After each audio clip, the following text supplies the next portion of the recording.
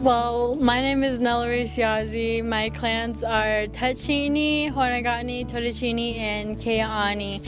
I am 13 years old. I live in Tuba City, Arizona, and I will be going to 8th grade. My name is Kias Tallman. I am Twittachini, Ye'edine, Tachini, Tatnazatni, Dedeshini, and I'm going to be going to 8th grade this year. Ja tishike doshi dene tinilianes ninisha.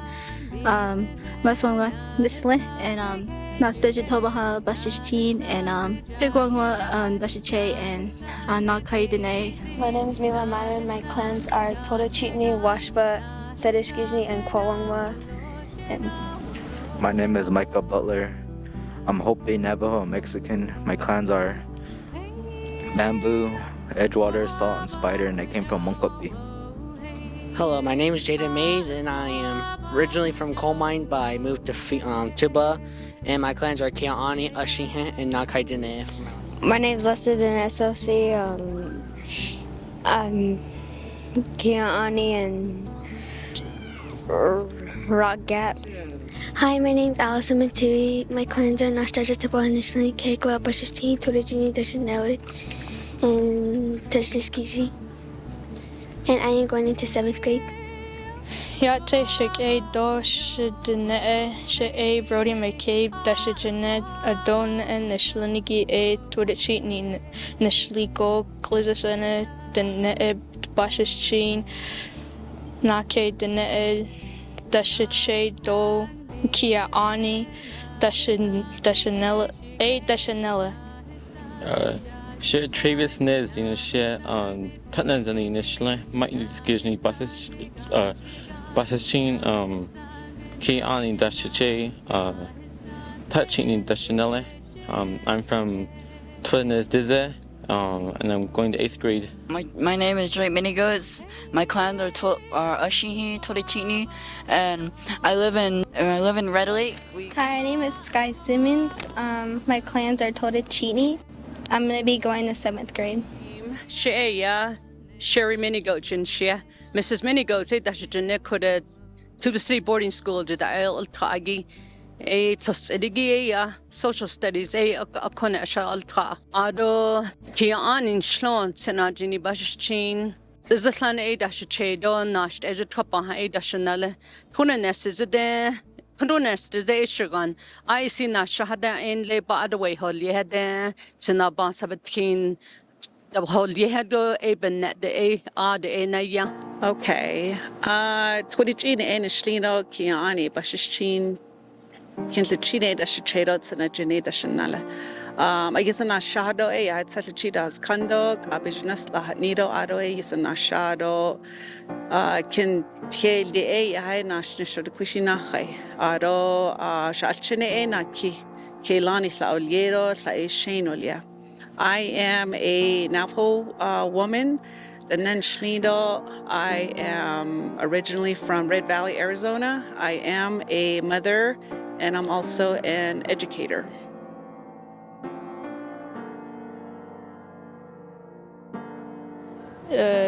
What makes me Indigenous is about learning Navajo, because Navajo is sacred to us and we need to speak it. What makes me Indigenous? That I'm learning about my original language that I'm supposed to learn. Learning my language and speaking it. What makes me Indigenous is all of the dances that I do for my cultures. Do dances like corn dance, butterfly dance. Running and speaking my language. And so for me, what makes me Indigenous is, for me personally, I think is riding horses, because I feel like I have something with my horse. Like, I like riding him a lot and everything. My grandpa's concho belt makes me Indigenous because it helps me learn about my clans and everything and my culture. My grandpa's concho belt is probably, I had my grandpa's concho belt probably ever since, he had his concho belt probably ever since 16.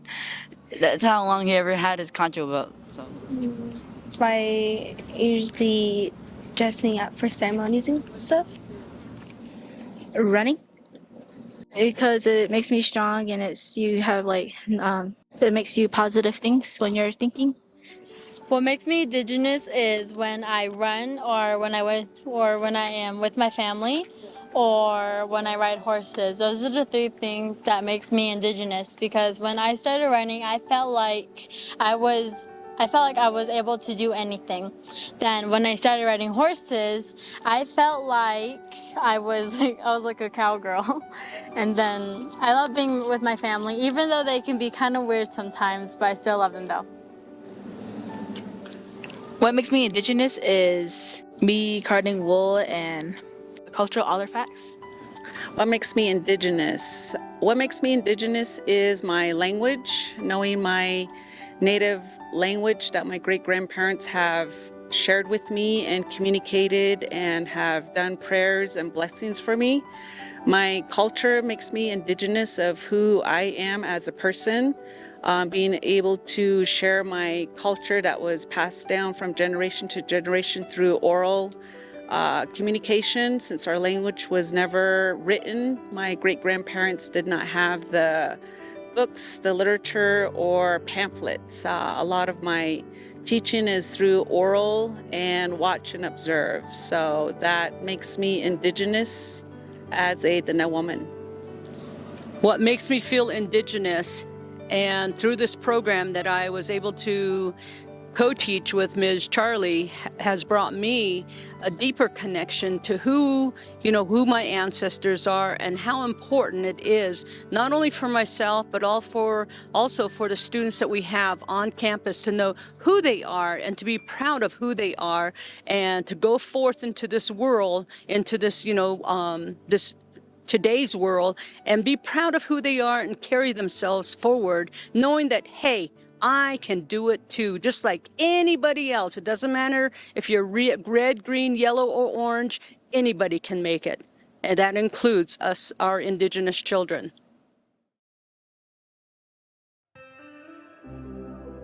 My favorite native food is blue corn mush because it's really simple to make and you can share with your buddies around, have fun.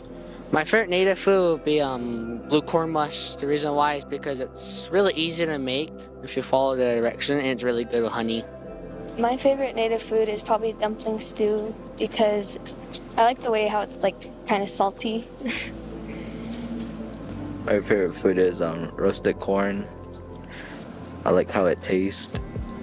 Dumpling stew because it's just good.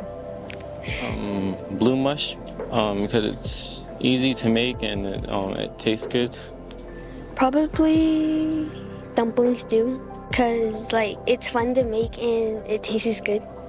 My favorite native food is blue corn mush because I like the texture and the way it feels when I eat it.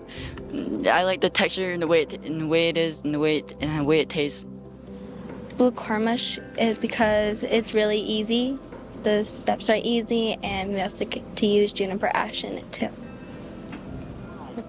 My favorite native food is blue corn mush because it tastes good with honey and sugar.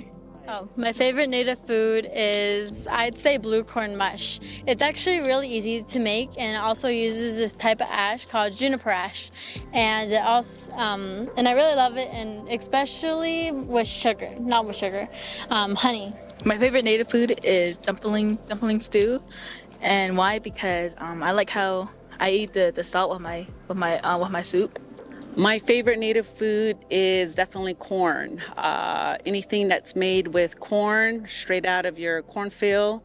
I love the roasted corn that's cooked over a grill in an open fire. It reminds me a lot about my childhood upbringing. Having roasted corn and fried corn up at sheep camp is my favorite. Brings a lot of fond memories.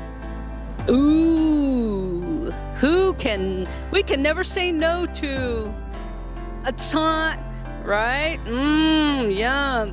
The more on there, the better. And with tortilla bread, yes. The only superfood that I can think of.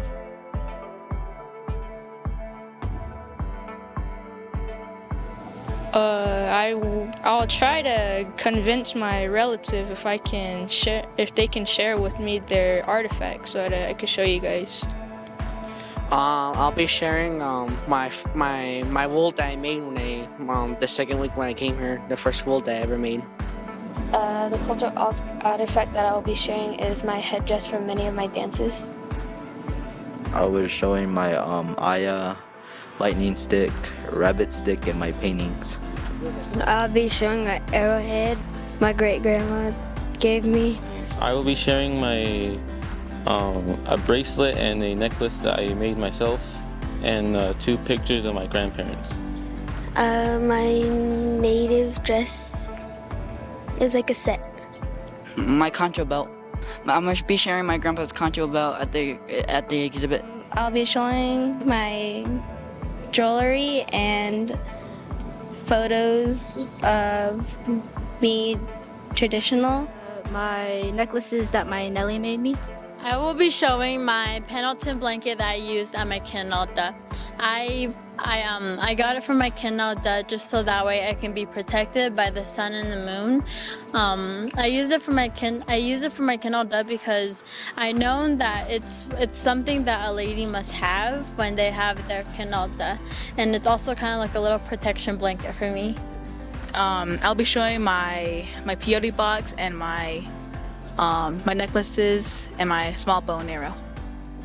I'm going to be sharing an 8-beel. It's a traditional wardrobe outfit that I've been given by my great-grandmother that wove one side of the portion of the traditional woven dress, and my grandmother wove the front side of the dress. So it's been in our family for a good amount of years, and my daughter has been using the dress as well, just because there's a lot of history to it. So I'll be sharing that and displaying that at the exhibit. Actually, I'm married to my husband, and he's from coal mine. And one day we were hiking, or he was hiking on out rounding up cattle, and he found an old grinding stone. And right not too far from where he lives, or where his parents live and where he grew up, there are sand dunes behind the house. And as time goes on, sand sifts. As the weather, the wind and everything else, it moves it from one mound to the other mound. Well, after this mound was totally, the sand had blown over to that other mound, it uncovered a grinding stone. He didn't touch it because, there are taboos as far as you shouldn't touch things right away. So he left it there and made an offering, or, did whatever blessing needed to be done. And he also found the actual other part of the grinding stone, which is the grinder itself. So I have that I can share. I just need to see, and this is something that I'm hoping to do in the future, to see how old that is, and that is called carbon dating, to see how old that grinding stone with the grinder is. So that is what I'm going to have, I'm going to be able to share.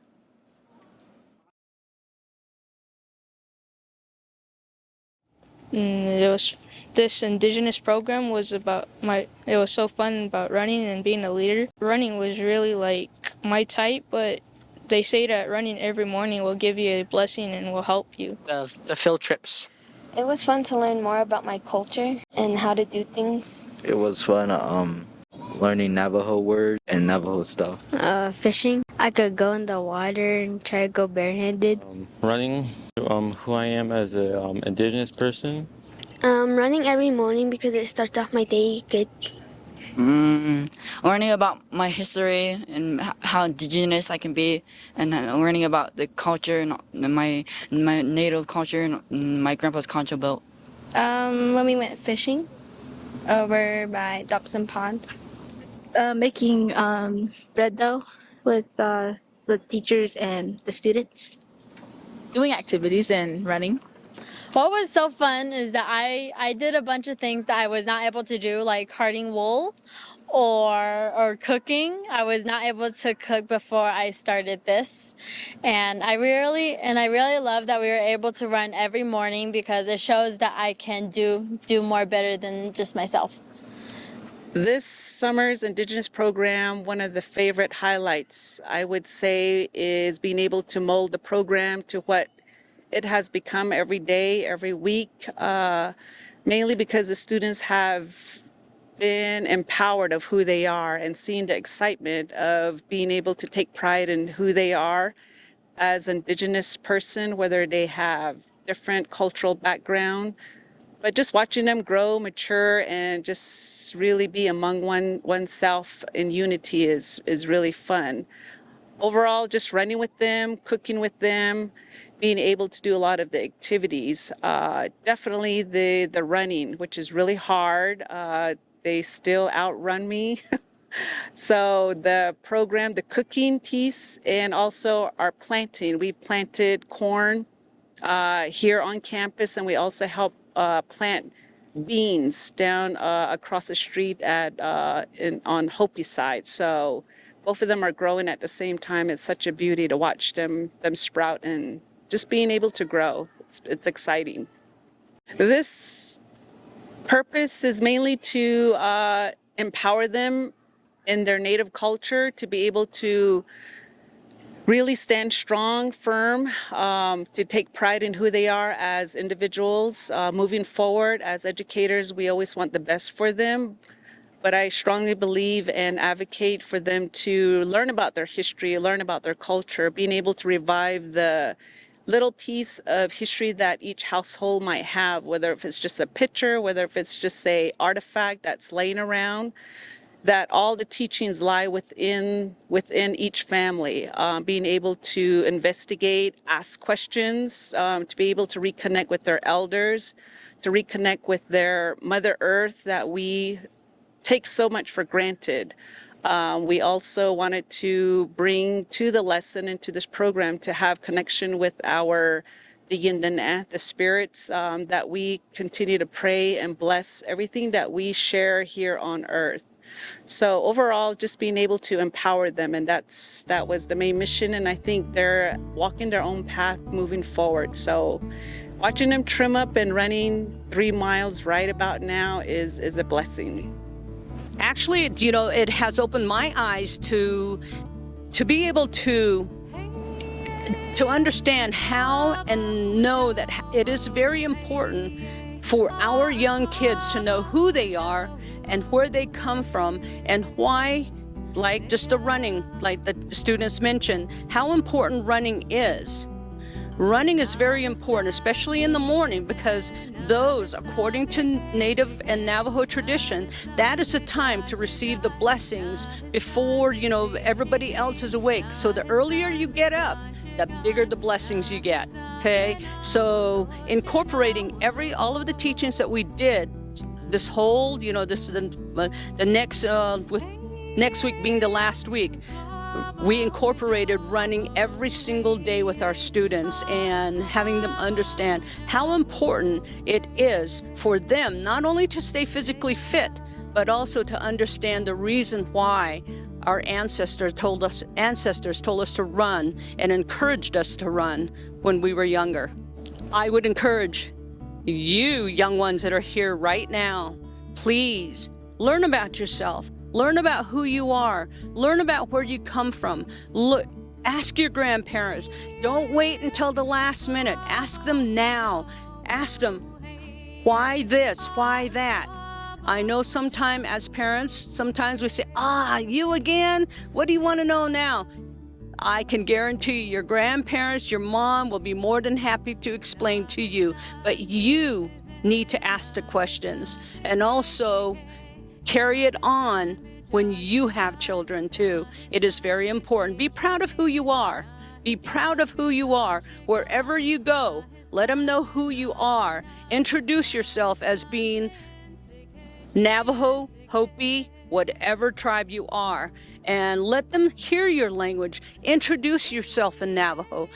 I can guarantee you that you will make a very big impact, okay? Thank you.